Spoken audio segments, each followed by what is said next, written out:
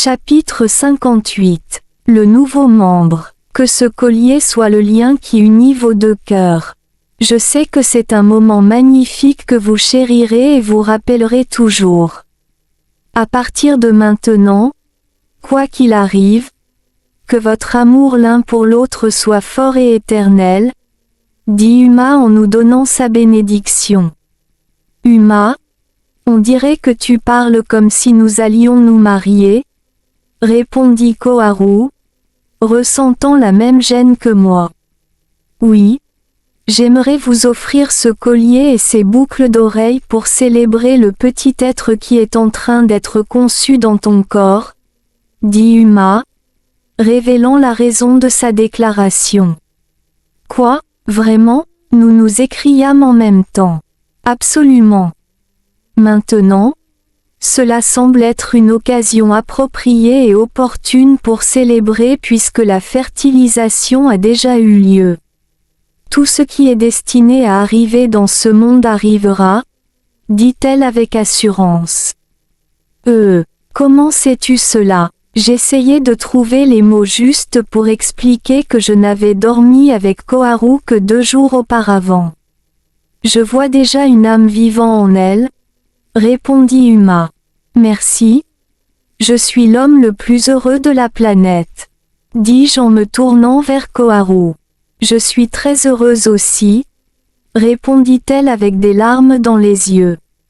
Merci, chère Uma, de m'avoir apporté une telle joie, même si nous venons à peine de nous rencontrer. Merci infiniment, tentai-je d'exprimer les émotions profondes qui remplissaient mon cœur. Eh bien, laissez-moi aussi vous remercier, vous deux amoureux, car vous avez réchauffé mon cœur en me permettant de partager ce moment émouvant avec vous aujourd'hui. Je n'ai pas ressenti une telle joie depuis si longtemps. Vous rencontrer m'a rappelé de doux souvenirs datant d'il y a environ 700 000 ans. Ce collier et ces boucles d'oreilles m'ont été offerts par mon cher époux le jour de notre mariage, dit-elle. Oh! Si ce collier est si spécial pour toi, tu devrais le garder, dit Koharu. Tu m'as mal comprise, mon enfant, répliqua immédiatement Uma. Je ne t'ai pas raconté cette histoire pour montrer mon regret de te donner ce collier et ces boucles d'oreilles. Un objet n'a de valeur que lorsqu'il a la chance d'accomplir son devoir, n'est-ce pas? Elle fit une pause un instant. Et quand il accomplit son devoir une 2e fois, ne crois-tu pas que sa valeur augmente? Demanda-t-elle. Eh bien, Koharu réfléchissait à ce qu'Uma venait de dire. Un cadeau qui apporte des sentiments inestimables à une personne ou à 2 personnes? Lequel crois-tu est préférable? Ajouta Uma. Eh bien sûr, pour 2 personnes, répondit rapidement Koharu. L'histoire de ces objets évolue, ce qui les rend encore plus précieux. En te les donnant, j'ai ajouté une autre histoire à leur histoire. Un jour, lorsque nous nous reverrons et que nous regarderons le collier et les boucles d'oreilles, tu réaliseras qu'ils seront devenus plus précieux que n'importe quoi d'autre, dit-elle avec une expression joyeuse. Nous continuâmes notre conversation, et Uma commença à recoiffer les cheveux de Koharu. Elle fit un chignon haut, y inséra une épingle à cheveux et le décora avec de petites fleurs et quelques autres accessoires. Koharu était si belle. Elle ressemblait à un ange rayonnant d'une aura brillante, et de la tête aux pieds, elle était absolument parfaite. Sa nouvelle tenue et ses ornements semblaient l'avoir préparée pour un dîner de gala luxueux ou un bal de soirée. Après un moment, nous avons dit au revoir à Uma et nous sommes dirigés vers notre destination prévue. Alors que nous marchions, les gens continuaient à venir me saluer. Mais maintenant, il semblait que tout le monde savait pour la grossesse de Koharu, car beaucoup la saluaient avec le même amour et respect qu'ils m'avaient montré. Ils étaient joyeux et chantaient « Félicitations, Koharu. Comment se fait-il qu'ils sachent pour ta grossesse ?» lui ai-je demandé, assez perplexe. Lorsqu'Uma l'a dit à haute voix, tous, y compris ses amis, ses proches et les miens. En fait, toute la ville l'ont également entendu, car nous sommes tous liés. Et en quelques minutes, la nouvelle aurait été partagée dans le monde entier, répondit-elle avec un sourire. Oh waouh! Aussi vite? Vraiment, c'est même plus rapide que les nouvelles virales sur les réseaux sociaux dans mon monde, dis-je.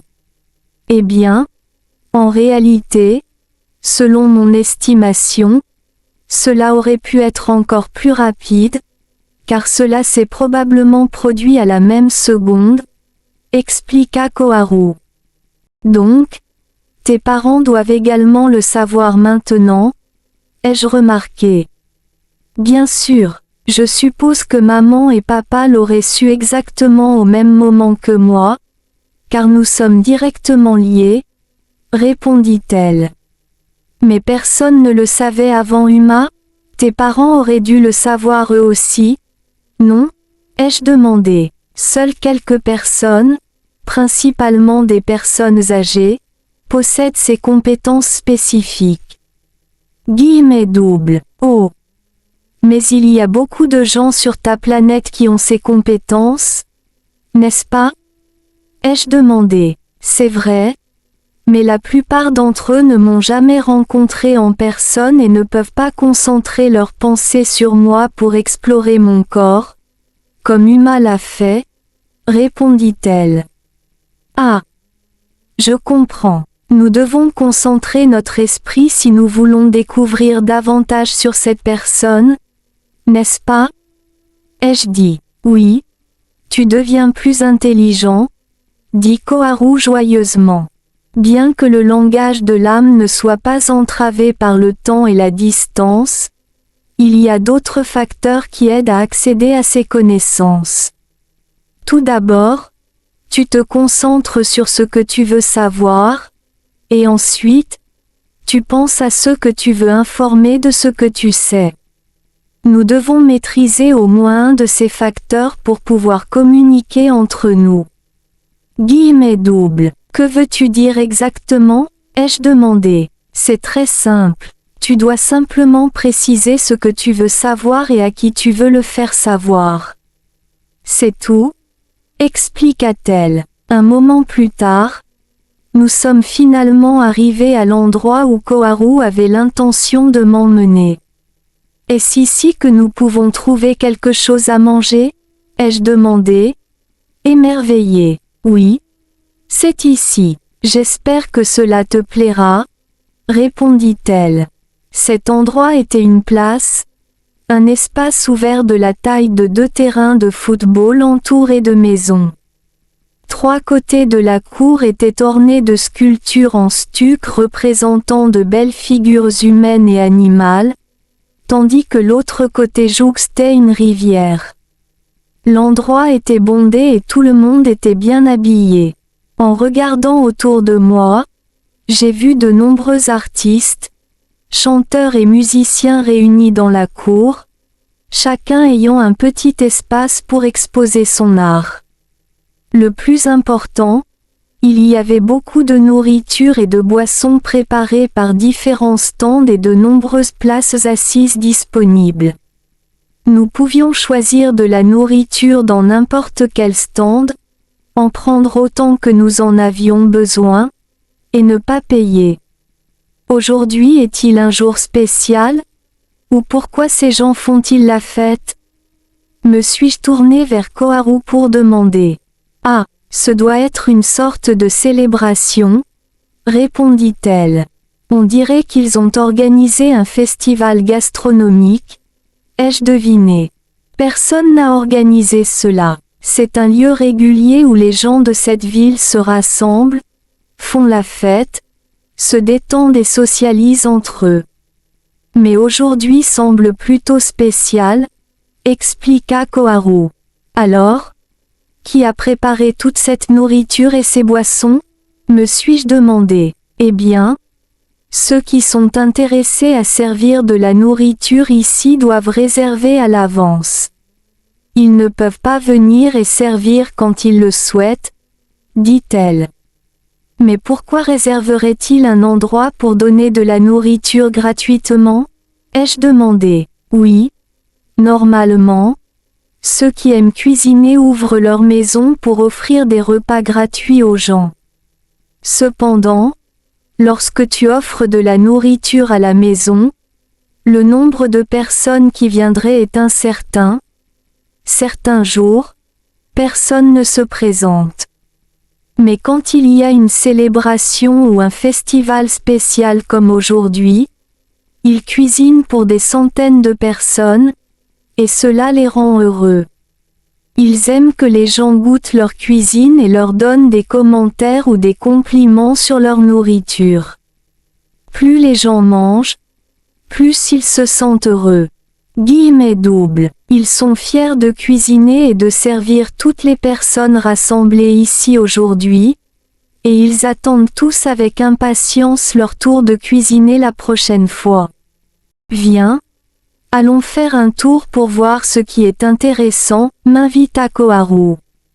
D'accord. Allons-y, répondis-je avec enthousiasme. L'atmosphère ressemblait à une exposition internationale de nourriture avec des menus uniques proposés par diverses boutiques, toutes rivalisant d'ardeur pour offrir des dégustations gratuites de plats composés principalement de légumes, de céréales, de légumineuses et de fruits. Il semble que les plats proposés soient principalement des encas, dis-je. C'est exact. La nourriture ici se présente surtout sous forme de collation ou de sucreries.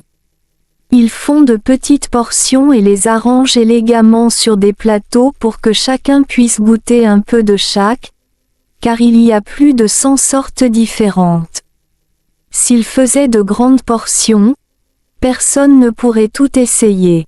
Guillemets doubles. Dans mon monde, nous appelons cela des cocktails, ce qui signifie des petites portions, expliquai-je. Partout où nous allions explorer les différentes boutiques, je remarquais que les gens s'écartaient pour nous laisser passer. Bien que ce statut de « célébrité » m'ait été conféré récemment, j'étais encore gêné par le traitement écrasant de la part de mes fans. Koharu avait l'avantage de la télépathie, car elle semblait déjà savoir que les gens viendraient la féliciter. Koharu, as-tu l'impression que cet événement a été planifié et préparé à l'avance, avant notre arrivée? Surtout avec ce qui t'est arrivé plus tôt, c'était une telle coïncidence. En savais-tu quelque chose? Lui demandai-je. Non. Je n'en avais aucune idée.